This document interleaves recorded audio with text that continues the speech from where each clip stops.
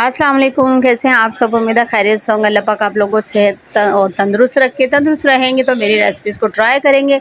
तो जैसा कि देख रहे हैं आप, है ये सूजी का हलवा, मखंडी हलवा, जो कि हम बनाएंगे चांदी के वर्क के साथ और खजूर के साथ। हमने लेनी है सूजी और लेनी है सिंपल जो हमारे पास खजूर है। खजूर को हमने अच्छे तरीके से दूध में पकाना है, खजूर को पकाना है, छुहारे नहीं गलाना है, इसमें खजूर ही डाल दिए हैं हमने।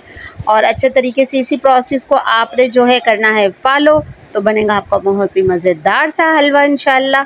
और जो है मुझे रखिएगा दुआओं में याद। फिर हाजिर होंगे एक नई वीडियो के साथ, और आप करें इंजॉय इस हलवे को और क्विकली जाएं अपने किचन में और बनाएं ऐसा ही बिल्कुल मज़ेदार सा हलवा, और मुझे दें फीडबैक और रखें दुआओं में याद। फिर हाजिर होंगे एक नई वीडियो लेके इंशाल्लाह। अल्लाह हाफिज़।